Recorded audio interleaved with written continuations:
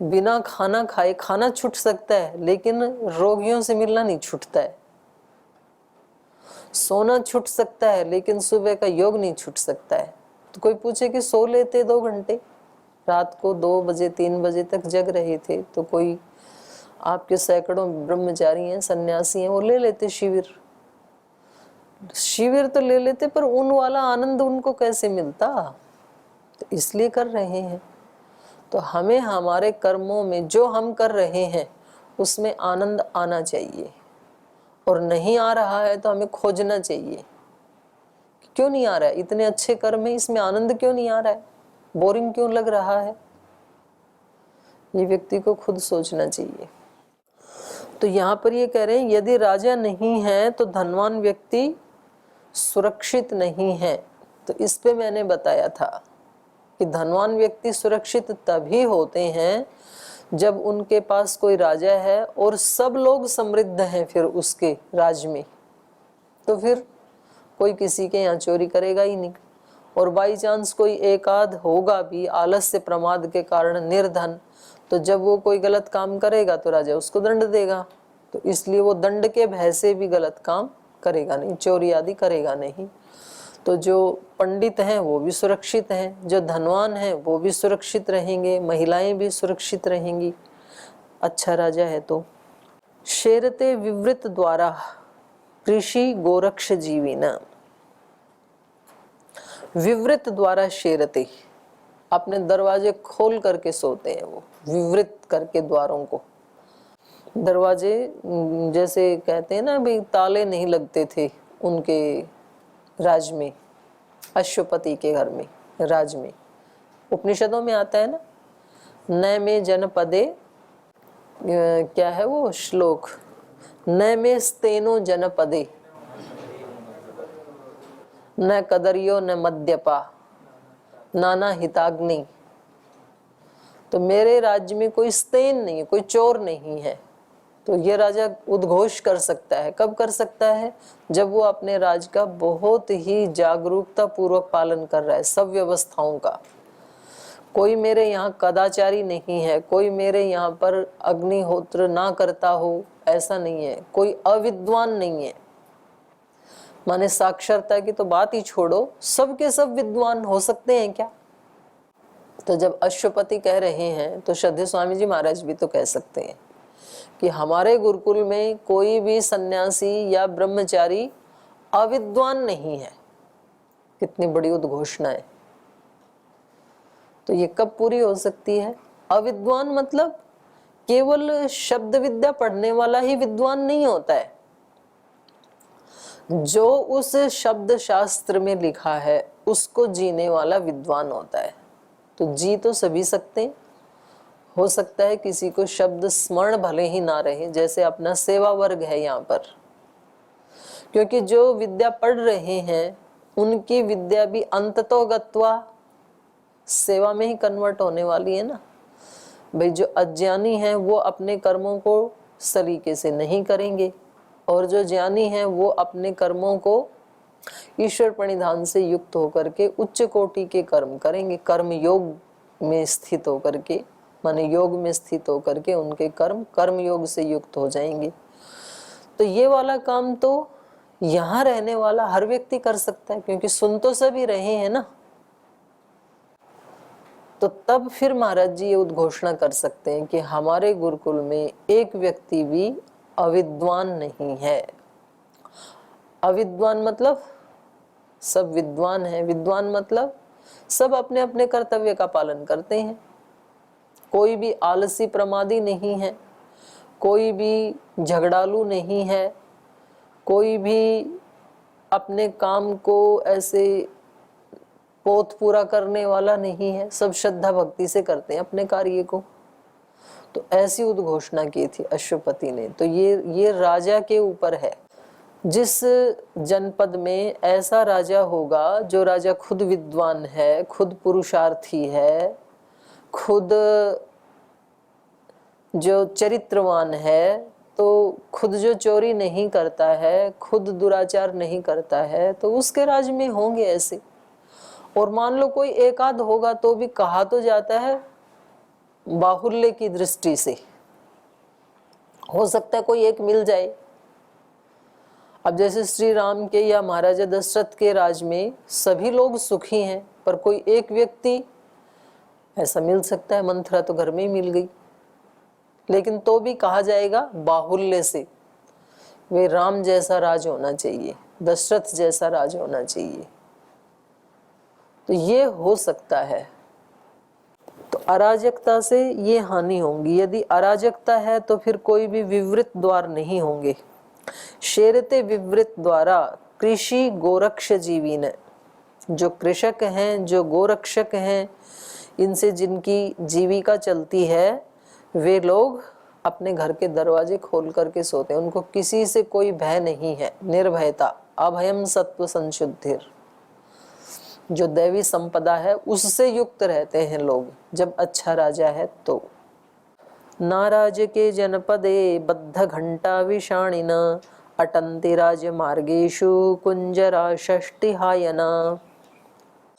अराज के जनपदे बद्ध घंटा विषाणिन, जिस राज्य में राजा नहीं है वहां पर षष्टिहायना कुंजरा बद्ध घंटा विषाणी न राजमार्गेषु न अटंती, जो 60 वर्ष से ऊपर अर्थात जो वृद्ध हो गए हैं ऐसे हाथी अपने गले में बद्ध घंटा विषाणी न, अपने गले में घंटा बांधकर चलने वाले जो हाथी हैं वो राजमार्गेषु न अटंती, राजमार्गों पे फिर नहीं घूमते हैं जहाँ राजा नहीं है। क्योंकि जैसे जैसे हाथी बड़ा होता है और 60 वर्ष का होता है उसके दांत लंबे हो जाते हैं फिर, और मनुष्यों के भी होते हैं, मतलब दांत लंबे नहीं होते हैं, वो नीचे आ जाते हैं। जो पकड़ है मसूड़े की वो थोड़ी लूज हो जाती है जैसे जैसे उम्र बढ़ती है ना। तो इसलिए आपने देखा होगा बुजुर्गों के दांत थोड़े नीचे आ जाते हैं और बच्चों के, क्योंकि वो पकड़ मांस की, जबड़े की, मसूड़े की वो टाइट रहती है युवावस्था में। तो ऐसे ही पशुओं में भी होता है। तो जो हाथी के दांत हैं जैसे जैसे वृद्ध होता है तो वो फिर नीचे आने लगते हैं। तो जब किसी को राजमार्ग पे ऐसे हाथी घूमते हुए दिखेंगे तो वृद्ध वैसे हैं वो बेचारे, तो वो किसी न किसी अस्त्र शस्त्र से उन दांतों को काट डालेंगे, तोड़ लेंगे। यदि अराजकता है तो, राजा का भय है तो कहीं भी घूमेंगे फिर कोई दिक्कत नहीं है। नाराज के जनपदे शरान सततम मस्यताम श्रूयते तल निर्घोष ईशो वस्त्राणाम उपासने। और अराज के जनपदे सततम अश्यताम शरान श्रूयते तल निर्घोष। तल निर्घोष माने हस्ततल का शब्द भी नहीं सुनाई देता है। ईशु अस्त्राणाम उपासने, सतत अश्यताम शरान ईशु अस्त्राणाम उपासने तल निर्घोष न श्रूयते। अगर राजा हैं तो कहीं भी कोई भी बाण विद्या का अभ्यास करेंगे तो वो एक सुविधा होती है, एक उनको क्षेत्र दे दिया जाता है, भाई आप वहां जाकर के उसका अभ्यास करो। अराजकता है तो कोई व्यवस्था नहीं होगी, इसलिए कोई ऐसे बाण विद्या आदि या अन्य विद्याओं का भी अभ्यास करता हुआ नहीं दिखाई देगा कोई व्यक्ति। तो ये सारी शिल्प विद्याएं या जो और कलाएं हैं उन सब का ह्रास इसी कारण से हो जाता है जब राजा उनको गौरव नहीं देता है। राजा यदि गौरव देगा तो फिर लोग अभ्यास करेंगे उसका। आज श्रद्धेय स्वामी जी महाराज ने तो ठीक है जगाया ही है, वो तो लगे ही हुए हैं 3 दशकों से 4 दशकों से, लेकिन जब मोदी जी ने भी इसको योग को उठाया वहां जाकर के तो फिर सब लोग उसको गौरव दे रहे हैं। केवल भारत ही नहीं, भारत सहित 200 देशों ने इसको गौरव दिया। तो राजा किसी चीज को गौरव देगा तो प्रजा अपने आप ही गौरव देती है। फिर जैसे पतंजलि योगपीठ में महाराज जी योग को, आयुर्वेद को, व्याकरण शास्त्र को, दर्शन शास्त्र को गौरव देंगे तो यहाँ पर सब पढ़ने वालों में भी फिर उसकी अनुभूति वो करेंगे और वो पढ़ेंगे उसको। और यदि गौरव ना दिया जाए तो फिर कोई भी नहीं पढ़ेगा। और एक व्यक्ति जैसे महाराज जी आज जग प्रसिद्ध व्यक्तित्व है, तो वो जिस चीज को गौरव देंगे तो दूसरे लोग भी गौरव देंगे। तो ऐसे राजा का होता है, राजा किस चीज को गौरव देता है उसको सारी प्रजा गौरव देती है। तो राजा जब होंगे, अच्छे राजा होंगे, वो कला को, कौशल को, शिल्प को, अनेक अनेक विध विद्याओं को वो गौरव देंगे, तभी उनका आगे वर्धन होगा। यदि कोई राजा नहीं है या है तो इनको महत्व नहीं देता है तो सब विद्याओं का ह्रास हो जाएगा, फिर सब कलाओं का ह्रास हो जाएगा। आज शिल्प विद्या या अनेक प्रकार की जो हस्त विद्याएं हैं उनका ह्रास इसलिए हो गया कि उस विद्या का अभ्यास करने वाले व्यक्ति को गौरव नहीं दिया, उसकी कलाकृति को गौरव नहीं दिया गया। इसलिए आज इतनी सुंदर सुंदर मूर्ति बनाने वाले और उनमें रंग भरने वाले सड़क के किनारे बैठे हैं बेचारे। उनको तो महलों में होना चाहिए था, उनके पास कितनी बड़ी विद्या है, पर क्योंकि उनकी विद्या का किसी ने गौरव नहीं बढ़ाया। छोटी छोटी चीजें बनाने वाले तो उनकी बेचारे वो बेचते भी हैं तो उनको कोई लेने वाला नहीं है, क्योंकि मशीनें उससे भी फाइन चीजें बना देती हैं। तो यदि कोई राजा उसको गौरव दे तो फिर वो अपने आप महंगी भी हो जाएंगी और लोग उसको बनाना भी शुरू करेंगे। तो कितनी सारी आज तो यद्यपि दिया जा रहा है, इसको स्किल का डेवलपमेंट होना चाहिए, पढ़ाई में भी शिक्षा में भी उसको शामिल किया जा रहा है नई शिक्षा नीति में, और बीच में उसको गौरव नहीं दिया गया इसलिए छूट गई। तो ऐसा नहीं है कि ये कोई नितांत नई चीज है, ऐसा नहीं है। ये तो 40-50 साल पहले हमने देखा। अभी सरकार की तरफ से ऐसी संस्थाएं बनाई हैं कि वो गाँव में जाकर के सिलाई करना, कढ़ाई करना, बुनाई करना, इसकी ट्रेनिंग दे रहे हैं। ये तो बिना ट्रेनिंग के करते थे हमारी माताएं। वो सर्दी की ऋतु में स्वेटर बनाती थी, गर्मी की ऋतु में कपड़ों की सिलाई करती थी अपने हाथ की मशीन से। उससे भी पहले हाथ की सुई से, फिर मशीन आ गई, फिर पैर की मशीन आ गई, फिर सबने निकाल निकाल के फेंक दी। अपने हाथ से आटा पीसना, अपने हाथ से दही मथना, जो वेस्ट पेपर होते हैं अखबार आदि, उसको मुल्तानी मिट्टी में भिगा करके उससे अनेक अनेक तरह की वस्तुएं बनाना, फिर उसके ऊपर पेंटिंग करना, फिर कपड़ों के ऊपर कढ़ाई करना, ये हमने अपनी आंखों से देखा है। तो ये होता ही था। और उसे एक सृजन करने से, छोटे बच्चे हैं तो गेंद बनाएंगे तरह तरह की, छोटी बेटियां हैं तो गुड़िया बनाएंगी या कुछ और बनाएंगी, या पेपर कट करके उनके गुलदस्ते बनाएंगे। ऐसे छुट्टियों में अनेक अनेक विद्याएं गाँवों में लोग करते थे और परस्पर निर्भर होते थे गांव। कोई व्यक्ति गांव में बाल काटने का काम कर देगा, कोई घड़ा बनाने का कर लेगा, कोई खेती करने का कर लेता है, कोई पूजा पाठ करवाने का काम कर लेगा। तो जिसकी जैसी सामर्थ्य है वो उस काम को करेगा और परस्पर वो विनिमय होता था वस्तुओं का। आत्मनिर्भर, सब प्रसन्न, भाईचारे का भाव, क्योंकि सब एक दूसरे से डिपेंडेंट है तो सब में प्रीति भी होगी। अब उसको नई शिक्षा नीति के तहत लगाया जा रहा है। अच्छी बात है, देर आए दुरुस्त आए, लेकिन ये नई चीज नहीं है। तो ये सब यहाँ पर भी वर्णन किया जा रहा है रामायण में भी, कि राजा यदि हैं तो वो सब विद्याओं को गौरव देंगे तो उनका ह्रास नहीं होगा। तो देखो एक ही दिन में ये सारी बातें इनके दिमाग में आ रही हैं। अभी तो महाराजा दशरथ ने प्राण छोड़े हैं और तभी सब इकट्ठे होकर के कि भाई तुरंत राजा की व्यवस्था होनी चाहिए। अगर थोड़ी भी एक दो दिन भी अराजकता फैलेगी तो ये सब चीजें आ सकती हैं। अराजकता से क्या क्या हो सकता है। तो अशुभ अभी आया नहीं है, आने से पहले उसका इंतजाम करना ये बुद्धिमानों की पहचान होती है, क्योंकि ये सब द्विज हैं, ऋषि हैं ये सब। तो अभी कोई आपदा आई नहीं है अयोध्या में, तो समझदार तो वही है, आने से पहले इंतजाम कर ले। संदीप्ते भवने तु कूप खननम प्रत्युद्यम की दृश्य। जब घर जल ही गया तब कुआं खोदते रहो। कुआं तो पहले खोद के रखना चाहिए कि कभी भी आग लग सकती है। आगे कह रहे हैं, नाराज के जनपदे वाणिज्यो दूरगामिनः गच्छन्ति क्षेममध्वानं बहु पुण्य समाचिताः। नाराज के जनपदे चरत्येकचरो वशी भावयन्नात्मनात्मानं यत्र सायं गृहो मुनिः। नाराज के जनपदे योगक्षेम प्रवर्तते न चाप्य राज्य के सेना शत्रून् विषहते युधि। यथा ह्यनुदुका नद्यो यथा वाप्य तृणं वनम् अगोपाला यथा गावस्तथा राष्ट्रम् अराजकम्। ध्वजो रथस्य प्रज्ञानं धूमो ज्ञानं विभावसुः येषां यो न ध्वजो राजा सदेवं मितो सदेवत्वं मितो गतः।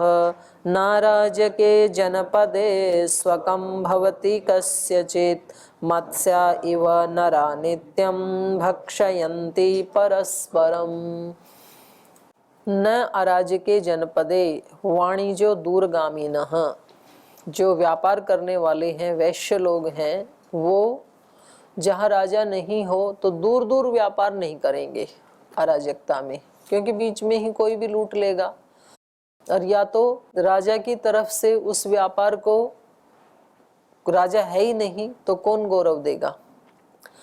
गच्छन्ति क्षेमम मध्वानम बहुपुण्य समाचिताः, बहुत सारे पैसे जिनके पास हैं, पण्य हैं, रुपए पैसे हैं जिनके पास, वो अध्वानम क्षेमम अध्वानम न गच्छन्ति, क्योंकि वो रास्ते सुरक्षित नहीं है, कोई राजा नहीं है ना, तो व्यापार में तो बहुत सारा माल इधर उधर होता है, तो बीच में ही कोई लूट लेगा, तो लूटने के भय से भयभीत होकर के कोई बड़ा व्यापार करने का निर्णय ही नहीं लेगा। इसलिए बड़े उद्योग नहीं पनपेंगे यदि राजा नहीं है तो व्यापार भी ठप हो जाएगा। तो देखो कितनी सारी हानियां हैं, और ये सारी हानि हमें व्यक्तिगत जीवन में भी घटानी है। साथ साथ व्यक्तिगत जीवन में इतनी बड़ी उन्नति की बात व्यक्ति क्यों नहीं सोचेगा, क्योंकि उसकी आत्मा ही है ही नहीं, होते हुए भी वो व्यक्ति आत्मा से मरे हुए जैसा है, आत्महीन है। आत्मा जिसकी जागृत है तो वो बहुत बड़े बड़े निर्णय लेगा, बहुत बड़े बड़े कार्य करने की बात सोचेगा, और नहीं तो व्यक्ति सोचता ही नहीं है। अब बताओ क्या करेंगे, जो सोचता ही नहीं है तो उसके जीवन में घटित कैसे होगा। तो सबसे पहले तो सोचना चाहिए। सोचेगा आत्मवान व्यक्ति, जो आत्मवान है वो केवल अपने खाने पीने की, सोने की चिंता नहीं करेगा, बल्कि उसके इस धरती पर होने से और जो भी उसके जीवन का काल है, भले ही एक दिन भी क्यों ना हो, आज का तो दिन है, या इस क्षण का तो जीवन है कम से कम हमारे पास, तो उतने जीवन में कितने ज्यादा लोगों का भला किया जा सकता है, कितना अपने जीवन को दिव्यता से जिया जा सकता है, उसकी कल्पना तो करेगा व्यक्ति जो आत्मवान है।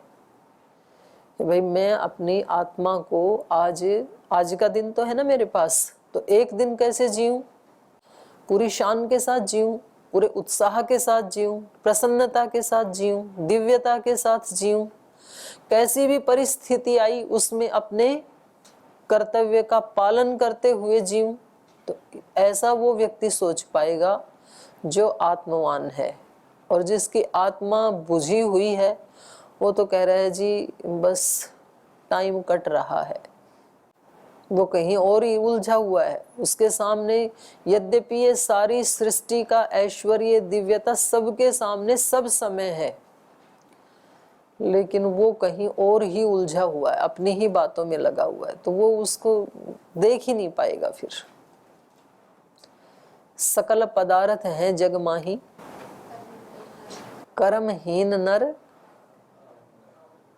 बोल तो लो, बोलने में भी क्या जाता है। नाराज के जनपदे वाणिज्यो दूरगामिनः, जो व्यापारी हैं वो दूरगामी नहीं होते हैं, न छोटा मोटा बिजनेस व्यापार कर लेते हैं जिससे घर परिवार चलता रहे, बस बड़ा नहीं सोचते हैं। क्योंकि बहुपण्य समाचिताः क्षेमम मध्वानम न गच्छन्ति, सुरक्षित नहीं है ना। बहुत रुपए पैसे माल अपने साथ लेकर के दूर के जो अध्वान है, मार्ग हैं, उनमें वो सुरक्षित जा नहीं सकते हैं यदि कोई राजा नहीं है तो, राज व्यवस्था नहीं है तो। इसलिए बहुत सारे विघ्न आएंगे, ये बात सोच करके बड़े काम की कल्पना ही नहीं करते हैं सामान्य व्यक्ति। कौन ज्यादा झंझट मोल ले भाई, ठीक है अपने संतुष्ट रहो, भगवान 2 समय की रोटी दे दे, बस उतना ही काफी है। और ऐसे जो संतोषी जीव आत्मा है वो गुरुकुल में भी आ जाते हैं। बोले भाई आपने को ना वहां पर कौन नौकरी करेगा, कौन शादी करेगा, फिर शादी करके कच्चे बच्चे होंगे, कौन उनको संभालेगा, फिर इतनी रिश्तेदारियां होंगी, उनको कौन निभाएगा। इससे अच्छा है आपने गुरुकुल में चल के सन्यासी बन जाओ। और वो अपनी उस भावना को लेके यहाँ भी आ जाते हैं। बोले कौन अष्टाध्यायी पढ़ेगा, फिर पढ़ के विद्वान बनेंगे तो पढ़ाना पड़ेगा, कौन दर्शन पढ़ेगा, फिर प्रतियोगिता में खड़ा कर देंगे। तो इसलिए अपनी रोटी खाओ और अपने शांति से रहो, कौन झंझट मोल ले। तो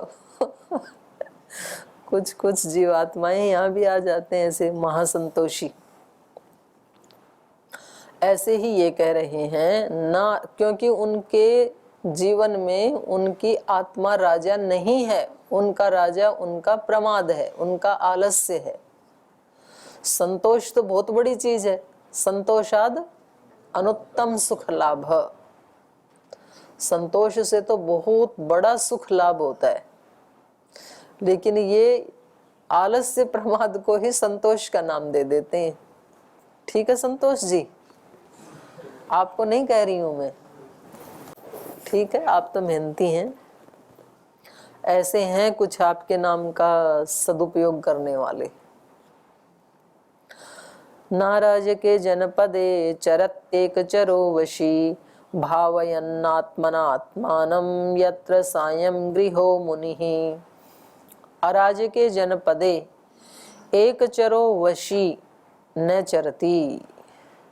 कह रहे हैं जहाँ पर राजा नहीं होता है, अराजकता जहाँ होती है, वहाँ पर कोई भी व्यक्ति अकेला नहीं चलता है। और एक चरो वशी भावयन आत्मना आत्मानम, अपने आप को अपने आप में लगाने वाला अर्थात सन्यासी मुनि। यत्र सायं गृहो मुनि न भावयति। अगर कहीं पूरी सुव्यवस्था है, अच्छा राजा है, तो जो साधु सन्यासी हैं, योगी हैं, यति हैं, मुनि हैं, कहीं भी अपना डेरा लगा लेंगे, शाम को कहीं भी रुक जाएंगे। और कहीं अराजकता है तो फिर तो भय बना रहेगा, तो वो किसी भी जगह निर्भयता पूर्वक विचरण नहीं कर पाएंगे और निर्भयता पूर्वक वो अपना डेरा भी नहीं लगा पाएंगे। तो साधु सन्यासी भी कहाँ सुरक्षित हैं? अच्छे राजा के राज्य में ही, क्योंकि नहीं तो ना तो कोई उनकी तपस्या की वैल्यू करेगा, और कोई भी व्यक्ति उनको निखट्टू निकम्मा क्या बोल करके कब मारेगा, कब पिटाई करेगा, क्या करेगा। पीछे आया था ना वो, इसमें बांग्लादेश में हरे रामा हरे कृष्णा वाले कितने साधुओं को मार दिया था, अभी 1.5-2 महीने पहले। अब वो बेचारे क्या कर रहे थे? कुछ भी नहीं कर रहे थे, वे भगवान का नाम लेते हैं ना, लेकिन अब उनको तो कुछ नहीं पता है। जो इस तरह के आसुरी भाव में जीते हैं, तो उनको तो वो सब क्या लगते हैं? उनको तो सब निठल्ले लगते हैं। वो भगवान का भजन करना भी कोई ऐसा नहीं है कि निठल्ले लोगों का काम है, तो सबसे जागरूक लोगों का काम है। लेकिन जिसको समझ में नहीं आता है, जहां अराजकता है तो वहां उनकी भी खैर नहीं है। तो आप बड़े सौभाग्यशाली हैं जो आप ऐसे देश में पैदा नहीं हुए, नहीं तो आप कहाँ तो रामायण पढ़ लेते और कहाँ उपासना कर लेते, कहाँ यज्ञ कर लेते, कहाँ व्यायाम प्राणायाम कर लेते। ये सब कर भी नहीं सकते हैं आप। अभी भी ऐसा है, जैसे नॉर्थ ईस्ट में हम योग शिविर नहीं लगा सकते हैं, नागालैंड आदि में जाकर के, तो हेल्थ केयर ऐसे कुछ या और कुछ ऐसे नाम दे करके तब वहां पर आप योग सिखा सकते हैं। तो अच्छे कामों के लिए भी बैन है जहाँ पर, तो देखो आप कितने सौभाग्यशाली हैं। तो इसलिए कह रहे हैं कि यदि अराजकता है तो वहाँ पर साधु सन्यासी भी सुखी नहीं हैं, अकेले विचरण नहीं कर सकते हैं, कहीं भी शाम को अपना घर मान करके वहाँ पर वो अपना डेरा नहीं बना सकते हैं। नाराजके जनपदे योगक्षेम प्रवर्तते, नाचाप्यराजके सेना शत्रुन विषहते युधि।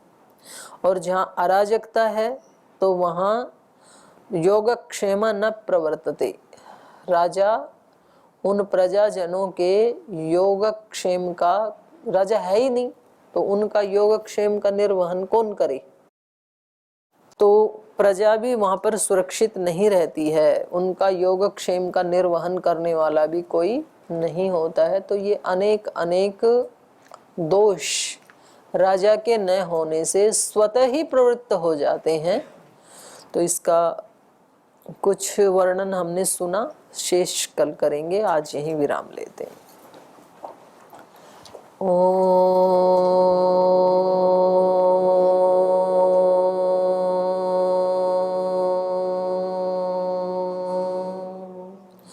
शांति शांति शांति। श्री गुरुभ्यो नमः। तू ही माता, तू ही पिता है, तू ही बंधु, तू ही सखा है, तू ही माता, तू ही पिता है, तू ही बंधु, तू ही सखा है, तू ही है करुणा निधान। हे राम हे राम हे राम हे राम। तू अंतर्यामी सबका स्वामी, तू अंतर्यामी सबका स्वामी। तेरे चरणों में कोटि प्रणाम। हे राम हे राम हे राम हे राम। तू ही दुख त्राता, विश्व विधाता, तू ही दुख त्राता विश्व विधाता। तेरे शरण में है विश्राम। हे राम हे राम हे राम हे राम। तू ही माता, तू ही पिता है, तू ही बंधु, तू ही सखा है, तू ही है करुणा निधान। हे राम हे राम हे राम हे राम हे राम हे राम। ओम श्री गुरुभ्यो नमः।